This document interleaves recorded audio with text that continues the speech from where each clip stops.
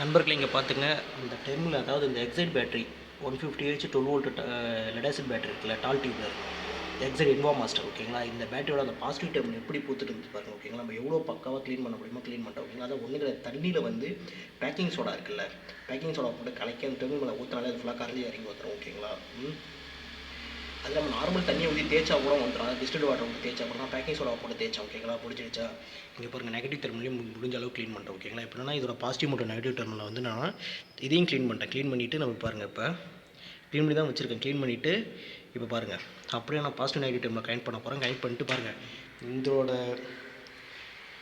அதான் மீன்ஸ் அந்த பழைய போல்டன் நெட் இருக்குல்ல, இங்கே பாருங்கள் 8mm போல்டன் நெட் எந்த அளவுக்கு பாருங்கள் ரெஸ்ட் ஆகி போயிருக்கு பாருங்கள். அது வந்து எந்த அளவுக்கு பூத்துக்கிட்டு ரெஸ்ட்டாக இருப்பாங்க. திருப்பி இதை போட்டால் திருப்பி அதே கம்ப்ளைண்ட் வரும் ஓகேங்களா. அதனால் நான் திருப்பி இந்த போல்டன் நெட்டை நான் போடவே இல்லை ஓகேங்களா. அதுக்காக பாருங்கள் போடாமல் பாருங்கள் இந்த பழைய போல்ட் நெட்டை போடாமல் இங்கே பாருங்கள் நம்ம எப்போவுமே என்ன பண்ணோம்னா பேட்டரி போடுற போல்ட் நெட்டு நம்ம என்ன கம்பெனியில் பர்சனலாக சொல்லி அண்ணன் தான் போஸ்ட் பேட்டரியோட டிஸ்ட்ரிபியூட்டர் அவர்கிட்ட சொல்லி நம்ம பர்சனலாக அவங்க ஒரு இடத்துல நம்மளுக்கு வாங்கி தருவாங்க. நம்ம காசு கொடுத்து வாங்கி வச்சுப்போம் ஓகேங்களா. இங்கே பாருங்கள் நிக்கல் கோட்டட் போல்ட் நெட் ஓகேங்களா. 8mm nickel coated bolt nut washer பாருங்கள், ப்ளைன் வாஷர் ஸ்ப்ரிங் வாஷர் எல்லாமே வச்சு தான் கொடுக்குறாங்க ஓகேங்களா.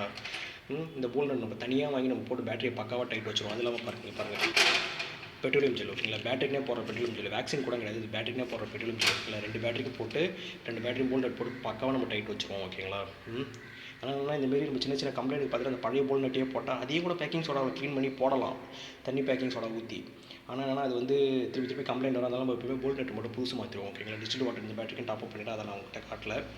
இந்த பேட்டரிக்கு போய் டிஸ்டில் வாட்டர் டாப் அப் பண்ணி டைமில் க்ளீன் பண்ணிட்டேன், அதையும் க்ளீன் பண்ணிட்டேன். இப்போ போல்ட் நெட்டை மாற்றிட்டு போல்ட் நெட்டை மாற்றி ப்ளஸ் வந்து நான் பெட்ரோல் ஜெல் அப்ளை பண்ணி நம்ம வந்து கனெக்ஷன் கொடுத்துருவோம் அந்த இன்வெர்ட்டர் ஓகேங்களா. கொடுத்துட்டு நான் உங்களுக்கு அடுத்த வீடியோவில் கண்டினியூஸில் சொல்கிறேன்.